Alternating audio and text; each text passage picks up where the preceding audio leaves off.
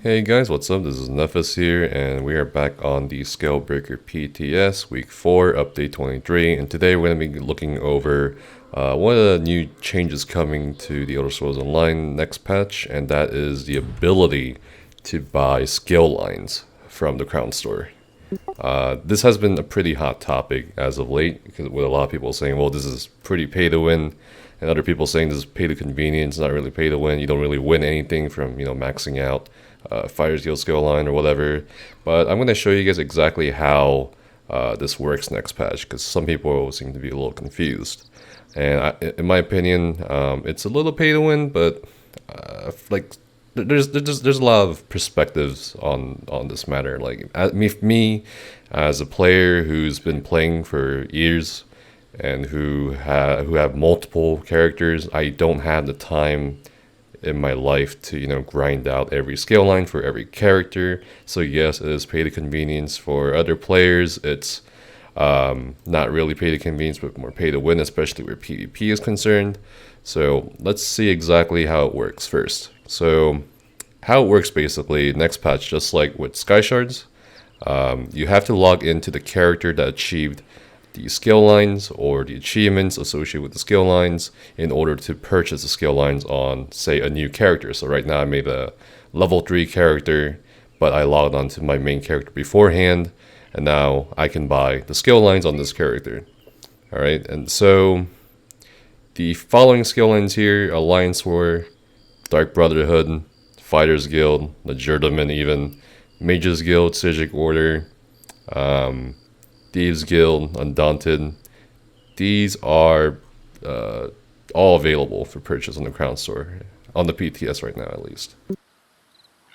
And you'll notice that there is definitely an incentive for many players to, especially for PvE players, to do Alliance War skill. I know a lot of PvE players who don't want to grind out, what is it now? It's like at least around 180,000 to 200 some thousand alliance points to get to a certain level in Alliance War, to get caltrops or vigor or purge or so on.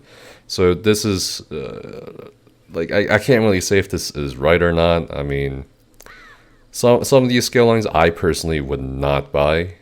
I don't know about you guys, let me know down in the comments below, but like Fighters Guild, I wouldn't buy it because it's so easy to do. You're gonna grind a new character out anyway to like level 50, like Skyreach or Spellscar or other places that may have Undead or Daedra. So that's a bit weird. So I wouldn't buy Fighters Guild. Mages Guild, I can see a lot of people going for it because it simply is a lot of time consumption and grindy, finding lore books and reading them, and you don't have way shrines on the new characters. So it's a major inconvenience. I can see a lot of people going for the Mages Guild skill line. If it's on the Crown Store. Thieves Guild skill line, I don't think so, not really. I don't think that a lot of people do it or buy it. Dark Brotherhood, I don't think a lot of people will not buy that either. Legerdman, maybe, but at the same time, it's not really hard to grind down. Sijic Order skill line, this is going to be a huge one, because it's probably the grindiest, and a lot of people I know hate it. I personally don't mind the guild quest line and stuff like that, but I can definitely see at a certain point for a lot of players, hey, well, this is like my 5th character. I have to listen to this Australian skull yell at me and shit while I port around the map and look for portals to close, and it takes a lot of time between the questing, the porting, the walking, the running, and so on. So it's a pretty huge one that they put on here, and this sort of worries me. I think Outcast also brought up this point as well, that he's worried in the future, well, what will prevent ZeniMax from doing similar skill line in the future? Like, let's say in a new DLC or something, they have I don't know, I think the forums are talking about the Bard skill line or Dragon Guard skill line. What if there's a really cool skills you need for PvE and PvP, and the way to grind it out or the way to get those skills is really grindy, really unenjoyable, really not fun to play?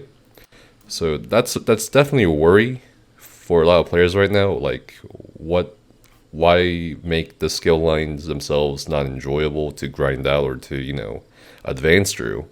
I mean, is this is this the next step for, making future content so unenjoyable to the point that your players will gladly pay for a way out? I mean, I don't agree with that sort of thinking. If that's what they're thinking, I think that'd be a terrible move, content wise and game wise.